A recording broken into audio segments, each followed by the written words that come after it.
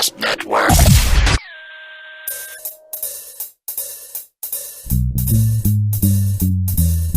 Hey. All right. It's a video game show. It's a video game show. It's not a game show about videos. It's a video game show.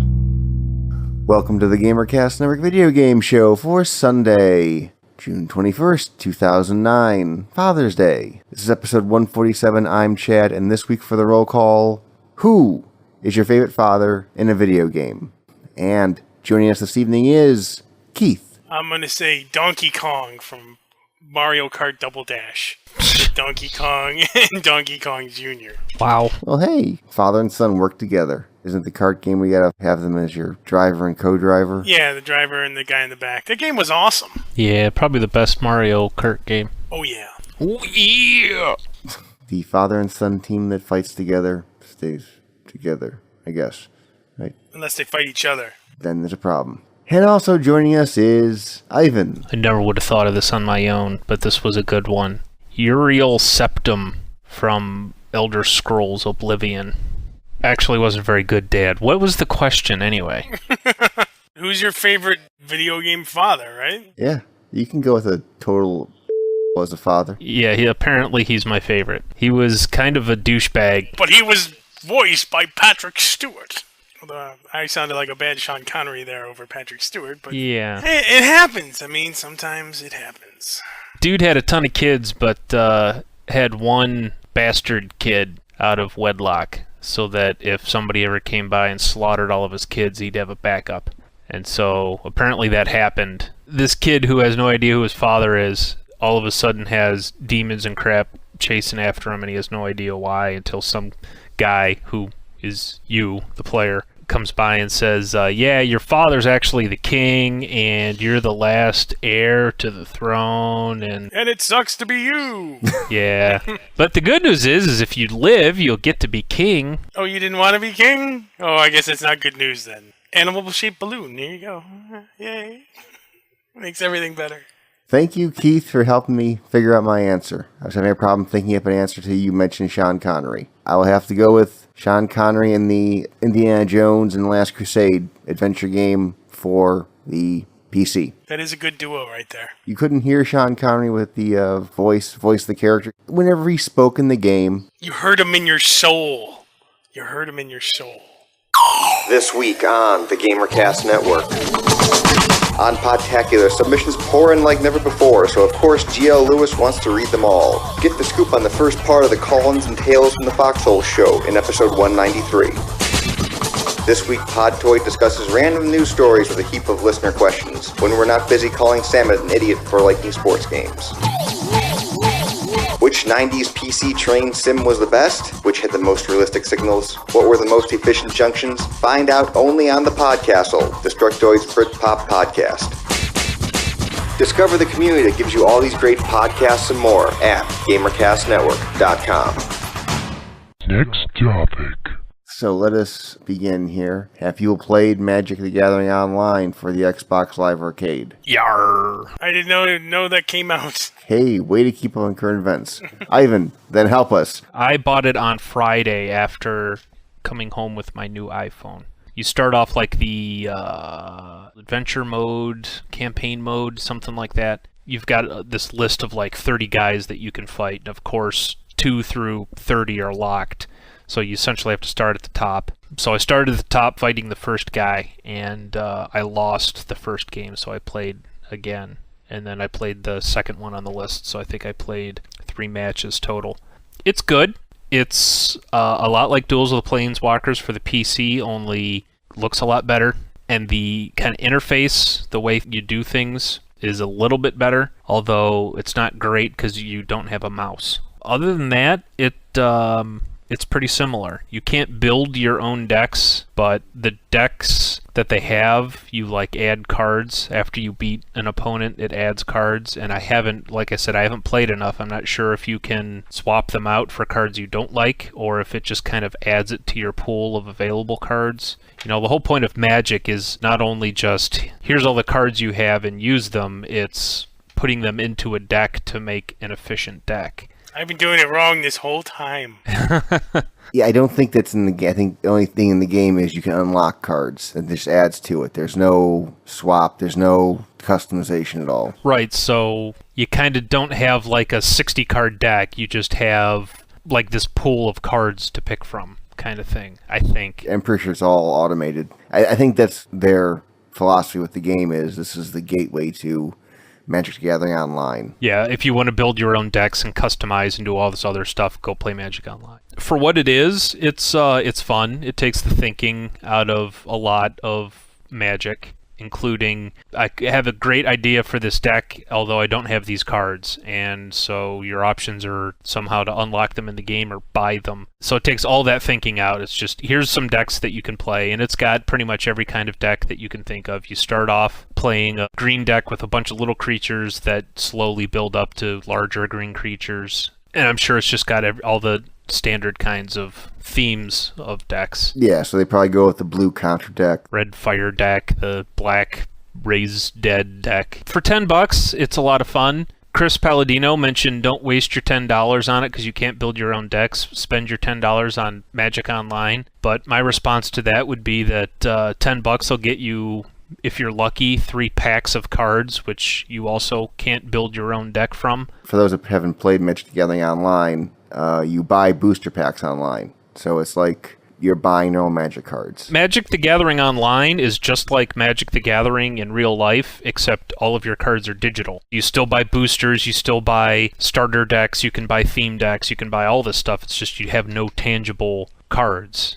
It's all online, which makes it easier to play with people, you know, play tournaments and games and stuff, because you don't have to actually be physically there. It's not cheaper either. Yeah, that's the part that kills me. Back in the day, a pack of cards was like $3.25 or something like that. It's the exact same price for a virtual pack in Magic Online. But it just kills me that it's the exact same price, regardless. So my point was that for $10, you're not going to get a whole lot of cards in Magic Online. And it's not like they're nice and they give you a whole ton of cards to start off with. No, you download the client, you go into the thing, and the first thing you do is essentially you have to go to the store and you have to buy cards. So, yeah, it's a lot more robust, Magic Online. There's more things you can do, but it's also real money. So Duels of the Planeswalkers was like the perfect game because it was however much it cost to buy, $20-30, but you could build your own decks on the cards that you won, so you could build whatever you wanted. But I don't think we're ever going to see that again. They came out with Magic Online, and that's their do-whatever-you-want software. Everything else is going to be a dumbed-down version of, here's decks that we make for you kind of thing. So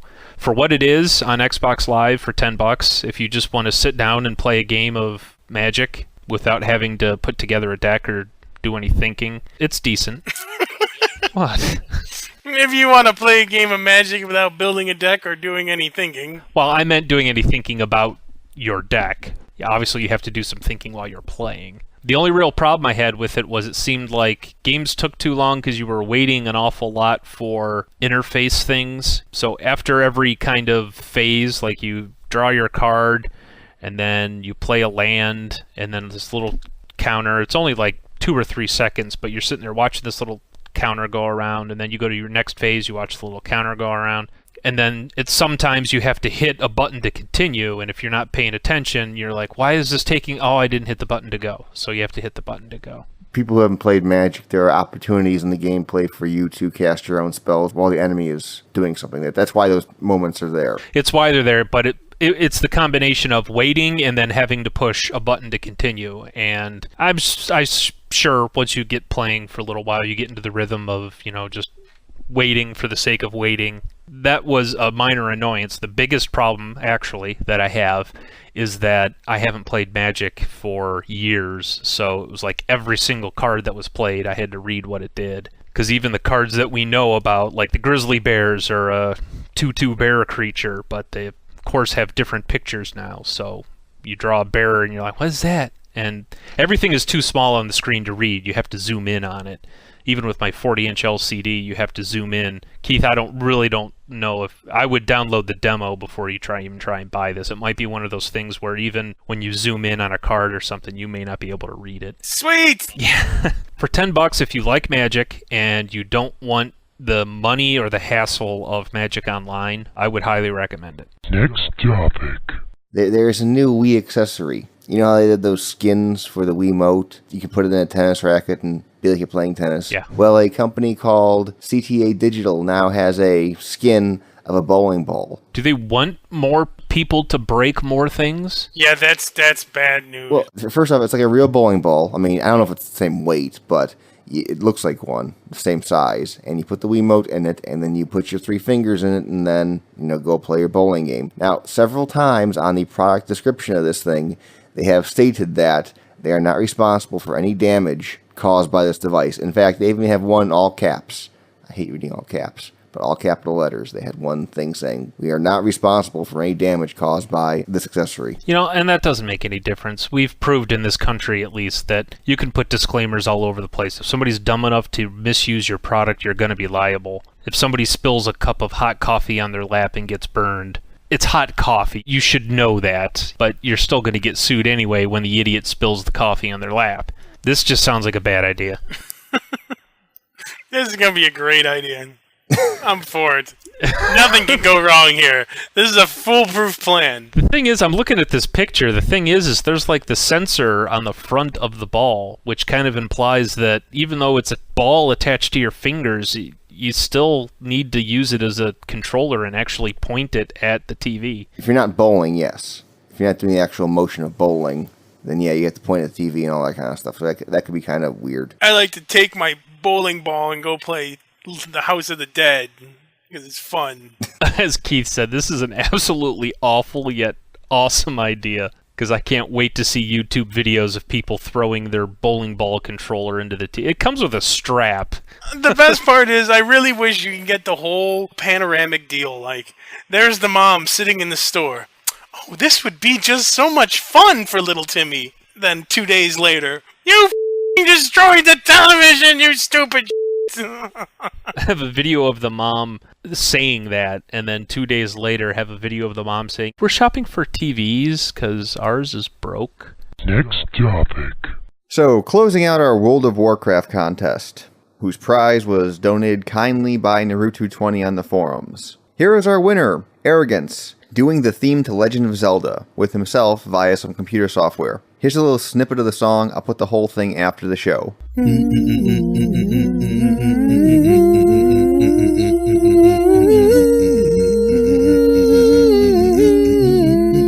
He did a very good job. I would actually go so far as to figure out a place to put that so that people could listen to it. I'll try and do a YouTube thing. So there you go, Arrogance, you win. Happy Warcrafting. Happy 2 months of WoW. Next topic. Mailbag!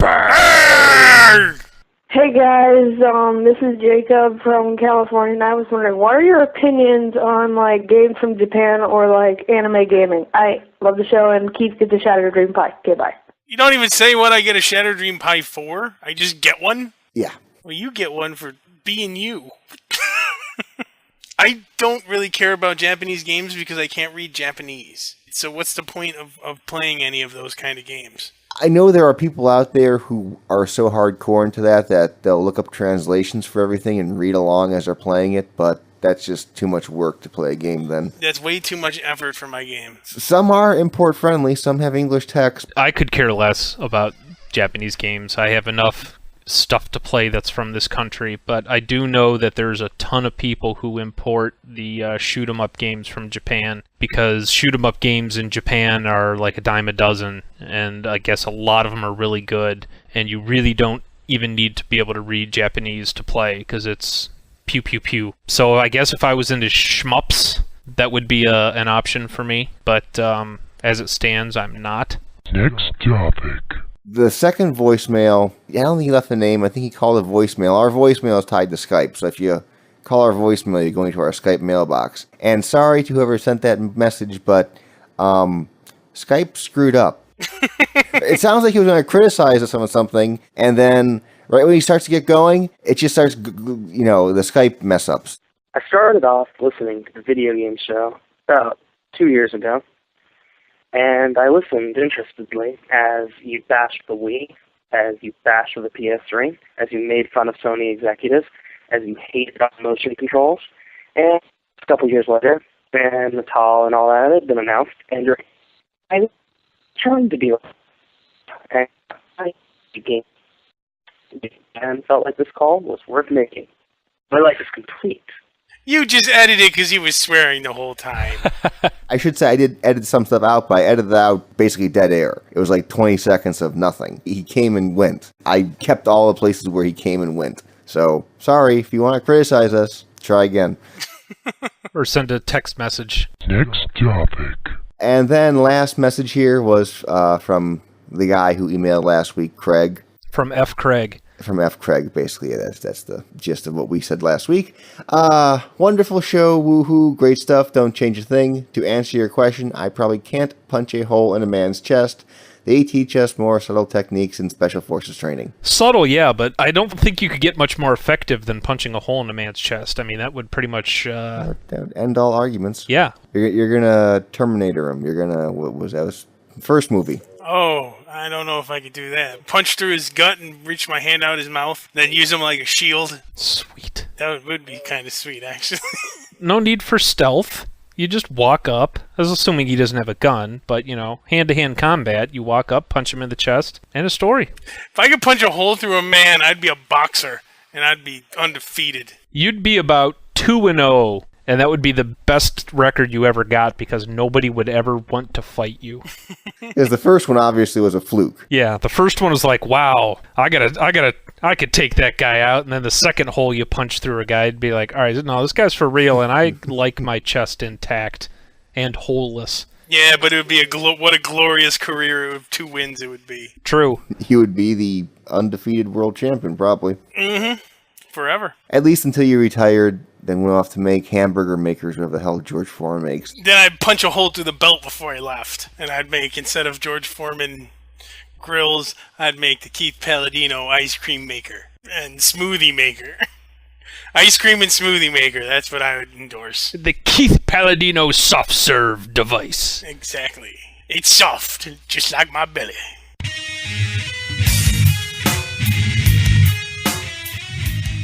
There was your somewhat abbreviated Father's Day episode of the Video Game Show, episode number 147 for Sunday, June 21st, 2009. Any ham sandwiches or share dream pies to give to the world peoples? Well, first we'll give one to Ivan because he's a dad. Happy Father's Day. Why, thank you. And then to all the other dads. And ham sandwich to Arrogance for his World of Warcraft contest entry. That was very good. Don't forget to send your comments, questions, queries, concerns, or a roll call question to the mailbag at mailbag@videogameshow.org. Skype us at Video Game Show or call us at 320-300-GAME. That is a standard long-distance call and all normal fees apply. And that's a wrap. And here in its entirety is Arrogance's rendition of the Zelda theme.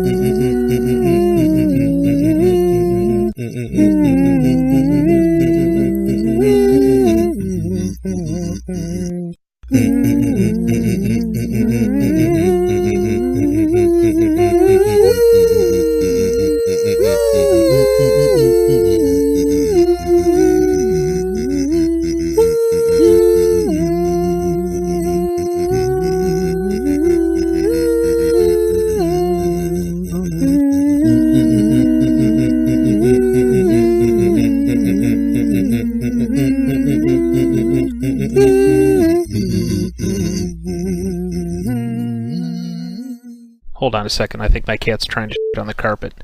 Go ahead, kill it. Kill it? Dude, why do you want him to kill it? I will end you if you crap on my carpet.